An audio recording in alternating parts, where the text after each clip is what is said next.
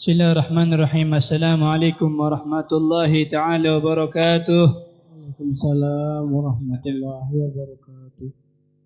Bismillah, alhamdulillah.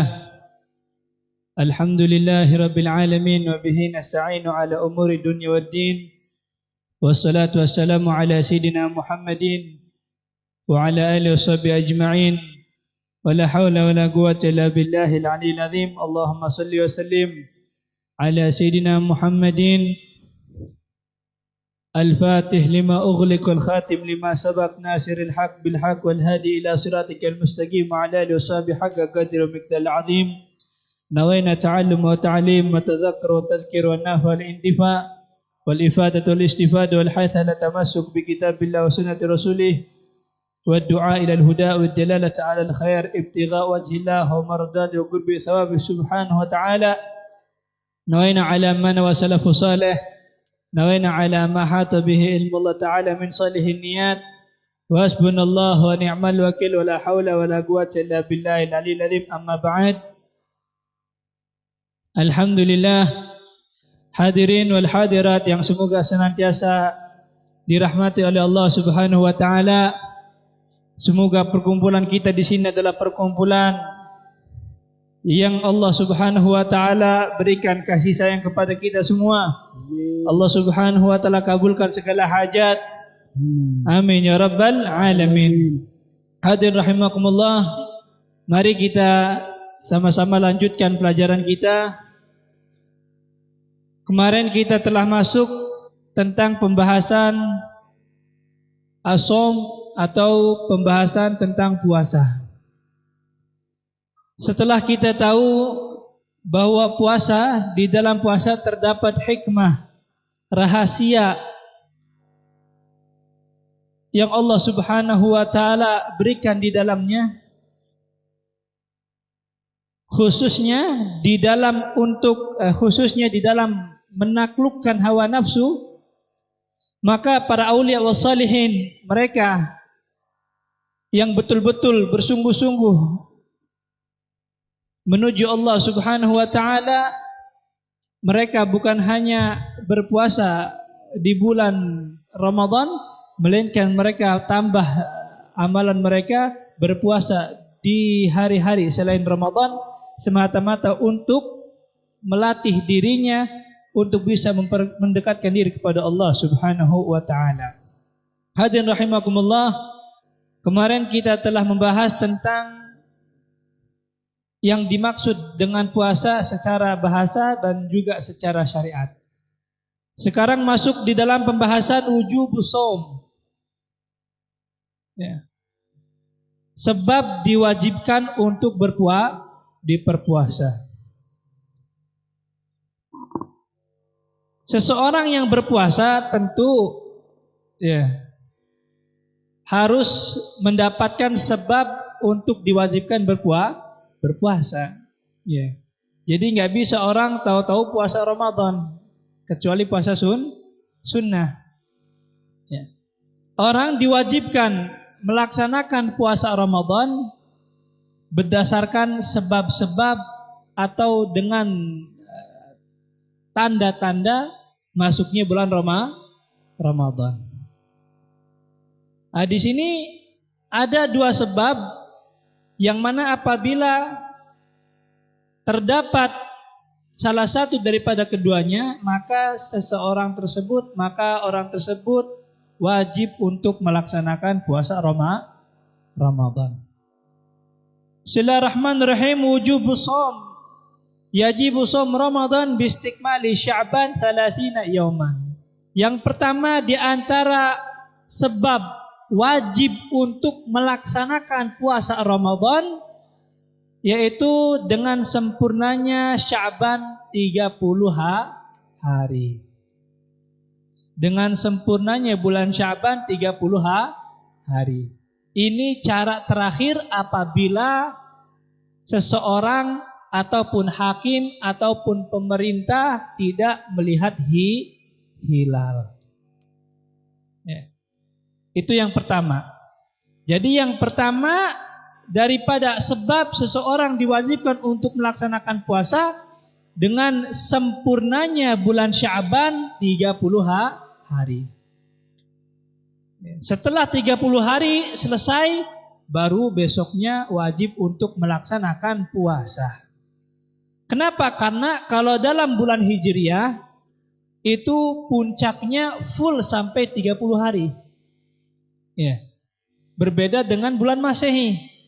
Kalau bulan Masehi fullnya berapa? 31. Tapi kalau bulan Hijriah tidak ada 31.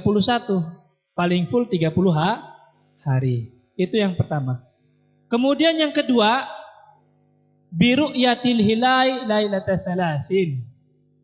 Dengan melihat hilal di malam ke-30 berarti pas 29 hari.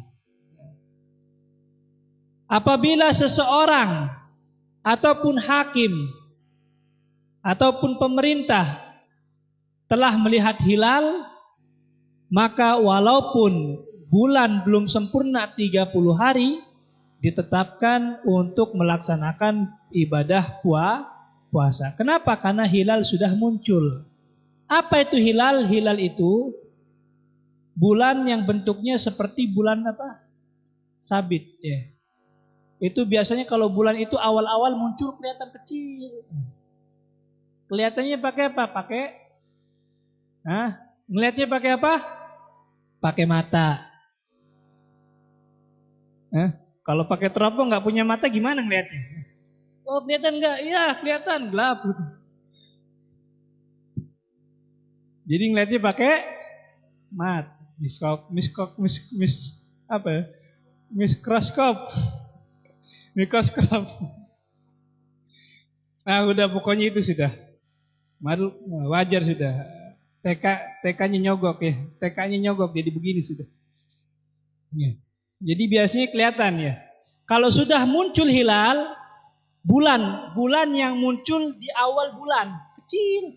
Biasanya ini kita nih kalau bulan itu kan kalau 15 tanggal 15 itu biasanya bulan namanya bulan purnama sempurna. Setelah bulan purnama, setelah 15, 16, 17 seterusnya semakin kecil sampai habis.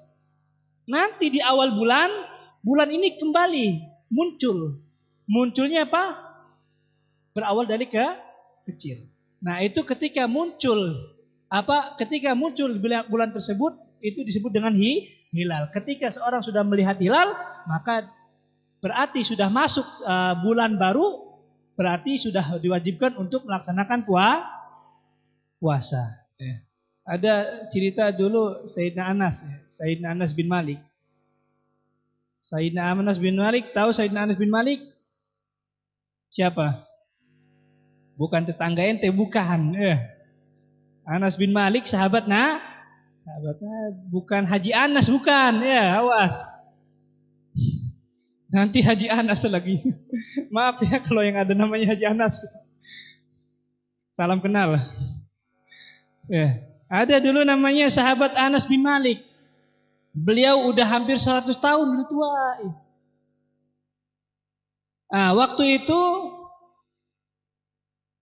di zaman beliau ketika itu sudah dekat-dekat hampir ingin melaksanakan ibadah puasa, sudah dekat-dekat bulan puasa. Orang-orang Arab itu zaman dulu belum ada mikroskop. Teropong udah. Sudah teropong sudah jalannya. Teleskop. Ya itu sudah pokoknya teropong sudah. Zaman dulu belum ada teropong ya, biasanya langsung melihat dengan mata kepala.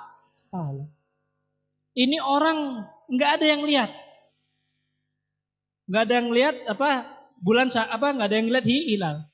Tapi subhanallah ini Sayyidina Anas bin Malik udah tua, udah peot.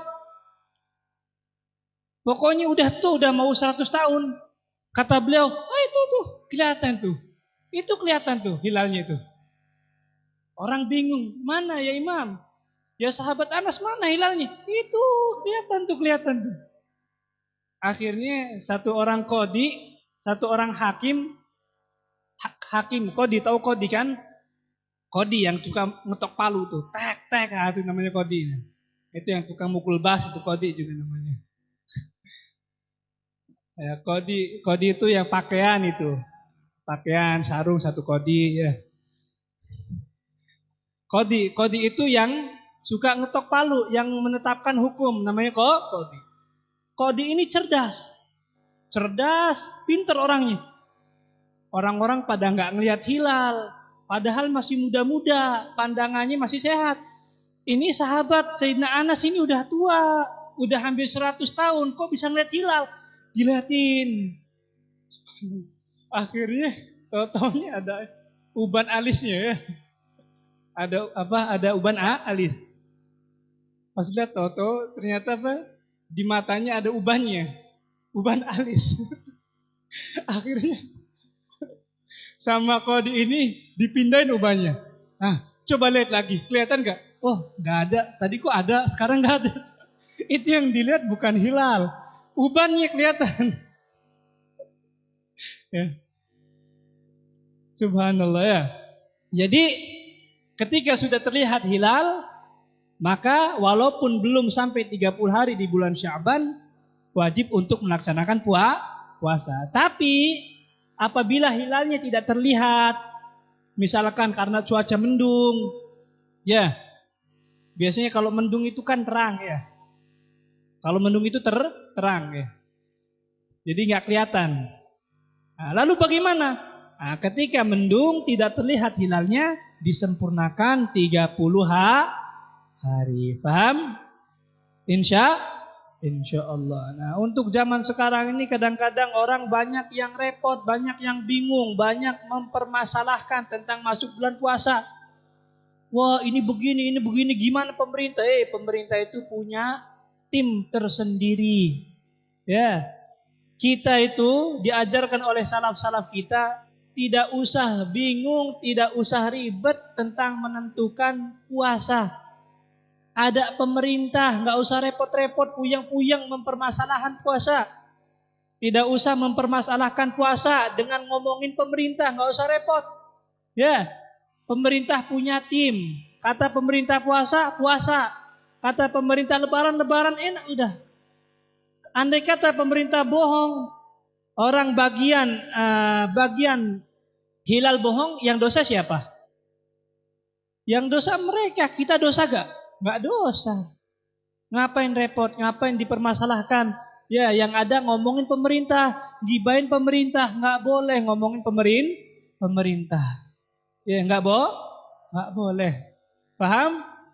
Insya Allah. Jadi itu sebab diwajibkan untuk puasa Ramadan. Yang pertama, sempurna bulan Sya'ban 30 hari ataupun dengan cara melihat hilal. Jadi kalau seandainya hilal terlihat, tidak usah menunggu 30 hari di bulan Sya'ban. Andai kata masih 28 misalkan, bulan Sya'ban 28, tahu-tahu udah terlihat hilalnya, sudah berarti sudah habis waktu Sya'ban, masuk bulan Ramadan, besok puasa.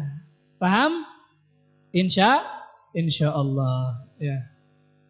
Itu sebab-sebab diwajibkan untuk melaksanakan puasa.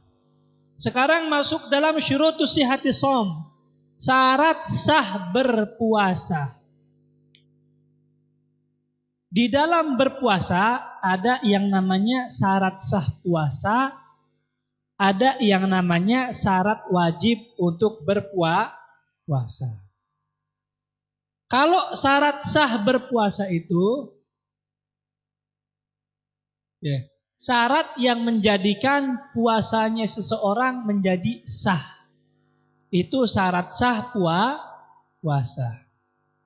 Ada yang namanya syarat wajib puasa. Apa itu syarat wajib puasa? Maksudnya, syarat wajib puasa itu syarat yang mewajibkan seseorang untuk berpuasa. Jadi apabila seseorang terkumpul di dalamnya syarat wajib puasa, maka orang tersebut wajib untuk melaksanakan puasa. Sekarang kita masuk dalam pembahasan syarat sahnya puasa. Jadi seseorang yang melaksanakan puasa, perhatikan. terhadap syarat-syarat sahnya puasa. Kira-kira syarat sahnya terkumpul gak nih? Kalau seandainya lengkap semua syarat sahnya, insya Allah puasanya sah di mata agama.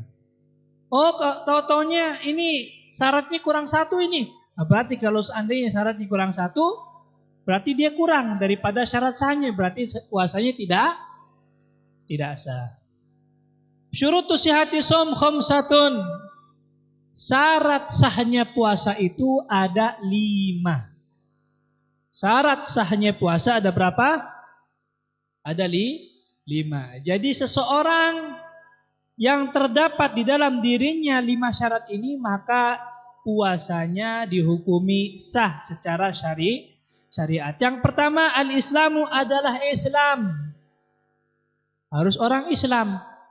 Berarti kalau seandainya ada orang bukan Islam, ini maaf ya, banyak di zaman sekarang mungkin di sosial media, Masya Allah ya, ini kebanyakan makan ini ya, kebanyakan makan sambal begini, kebanyakan makan kobuli begini lidahnya, agak ke Arab-Araban.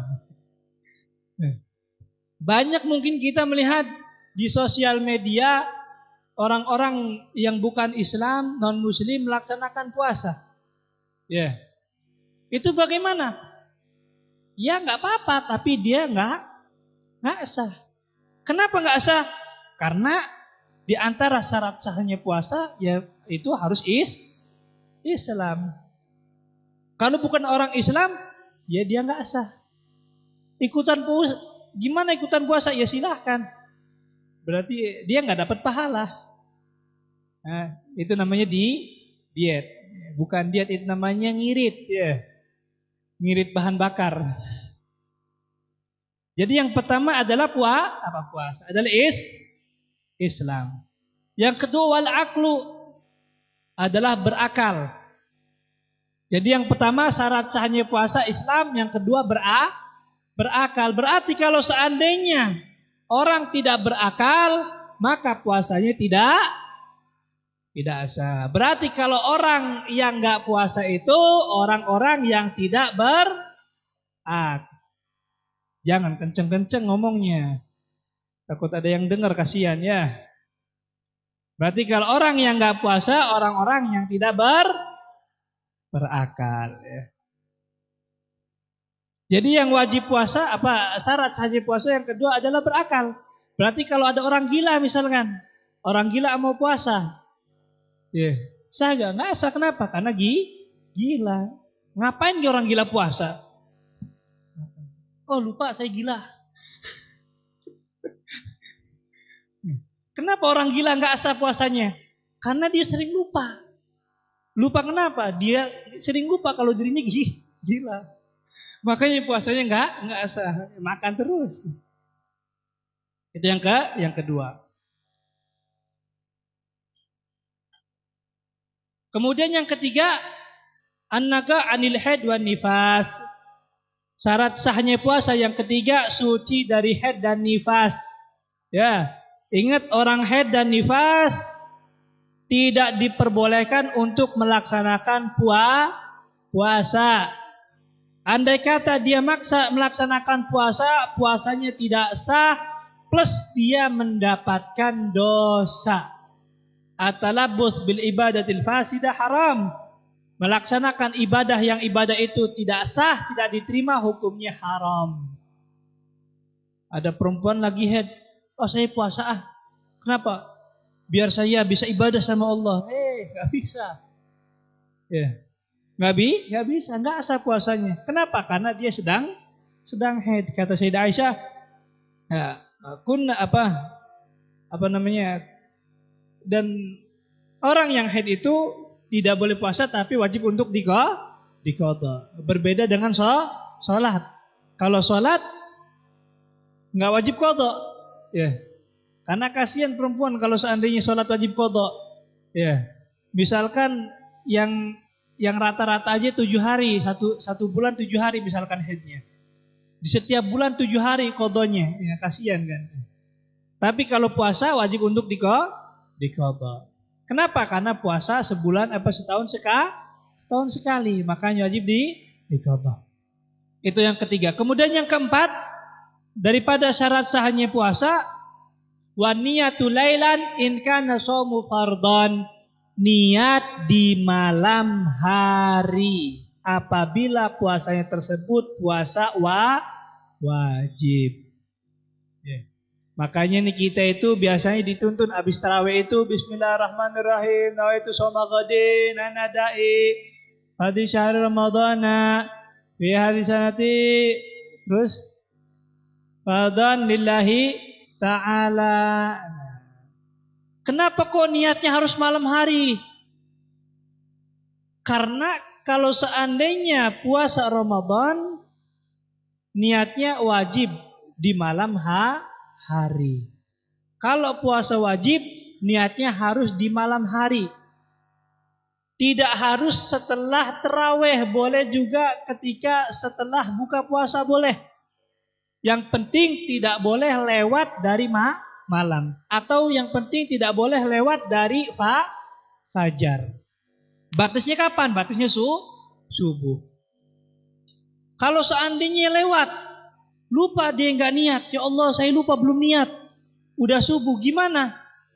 Tetap dia wajib puasa, nggak boleh makan, nggak boleh minum, dan juga dia wajib untuk mengqadha puasanya. Itu apabila orang yang tidak niat di malam hari. Ini khusus untuk puasa wajib. Berbeda kalau seandainya puasa sunnah. Puasa sunnah tidak apa-apa apabila lupa dan dia belum makan, belum minum, niatnya setelah subuh. Sampai kapan? Sampai zawal. Sebelum zuhur. Itu kalau seandainya dia lupa malamnya nggak niat puasa. Misalkan ada orang nih mau melaksanakan puasa sunnah, puasa Senin misalkan, lupa belum niat dia. Belum niat, tidur, bangunnya kesiangan juga. Bangunnya apa? Jam 10. Wah ini 10 ini belum zawal ini. Ya Allah saya niat mau puasa, saya belum makan, belum minum. Saya niat puasa sunnah lillahi ta'ala, udah sah puasanya. Itu kalau seandainya puasa sunnah. Paham? Tapi kalau seandainya puasa wajib harus puasa niatnya di malam hari. Kalau seandainya lupa tidak niat, maka puasanya tetap dia tidak boleh makan, tidak boleh minum, dan juga dia wajib untuk mengqadha puasanya. Kenapa? Karena seakan-akan puasanya tidak sah. Paham? Insyaallah. Itu yang keberapa? Yang keempat. Dan yang terakhir, yang kelima, al-imsak anil mufattirati jami'an nahar, menjaga, menahan diri dari sesuatu yang membatalkan puasa sepanjang siang. Apa itu yang membatalkan puasa? Makan dengan sengaja, ngopi dengan sengaja, apalagi minum dengan sengaja, apalagi pokoknya yang ngerokok dengan sengaja.